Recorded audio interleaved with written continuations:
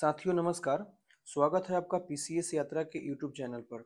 हम लोग आज से 72 बीपीएससी का मेंस कोर्स स्टार्ट कर रहे हैं जो कि फ्री में रहेगा। ठीक है, ये 100% फ्री रहेगा।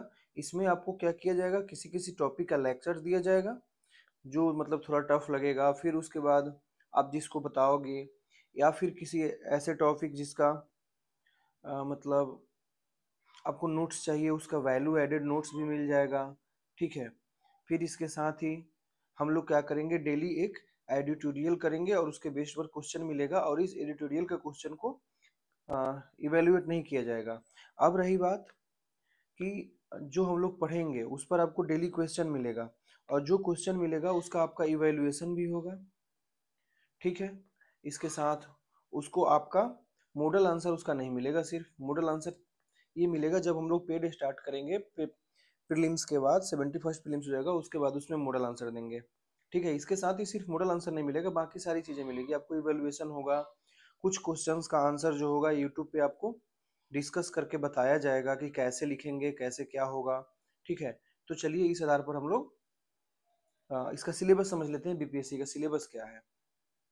देखिए, बीपीएससी में कुल मिलाकर 4 पेपर होते हैं। एक तो एसए का होता है, दूसरा एक हो जाता है आपका हिंदी का जो कि क्वालिफाइंग है। यह कैटेगरी वाइज अलग अलग इसका मार्क्स होता है। कुल मिलाकर मैक्सिमम इसके 40% मार्क्स लाने होते हैं जनरल कैटेगरी को। ठीक है, हाँ उसके बाद 40% मार्क्स होते हैं ना, पता नहीं 40 है या 33% है, ऐसे एक बार देखना पड़ेगा इसको। 33% है शायद। फिर उसके बाद रहा GS1 और GS2। जहाँ तक GS1 की बात है, GS1 में एक मॉडर्न हिस्ट्री होता है और कल्चर से रिलेटेड क्वेश्चन होता है। कल्चर में क्या होता है, जैसे कि आपको पटना कालम का क्वेश्चन पूछ देगा, पाल कला का क्वेश्चन पूछ देगा, मौर्य कला का क्वेश्चन पूछ देगा, मधुबनी पेंटिंग का क्वेश्चन पूछ देगा। ठीक है, उसके बाद और क्या, यही सब क्वेश्चन इसमें आपका रहता है कल्चर वाले पोर्शन में। कल्चर वाले पोर्शन में ऐसा नहीं है कि ओवरऑल इंडिया का क्वेश्चन पूछता है, मैक्स मान कर चलिए बिहार का ही क्वेश्चन आता है, और यहाँ एंशिएंट और मेडाइवल नहीं है सिलेबस में।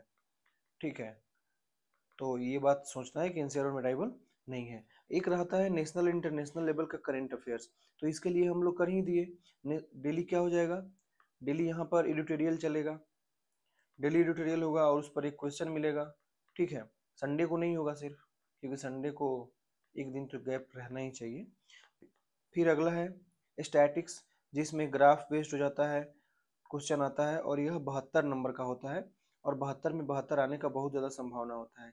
अब की बार 71st में क्या कर दिया था, पेज मान के चलो एक पेज कम दे दिया था इन्होंने। ठीक है, फिर भी लेकिन जैसे तैसे सारी चीज़ें क्लियर हो गई। फिर मॉडर्न में क्या पढ़ना है, गांधी को पढ़ना है। एक मिनट,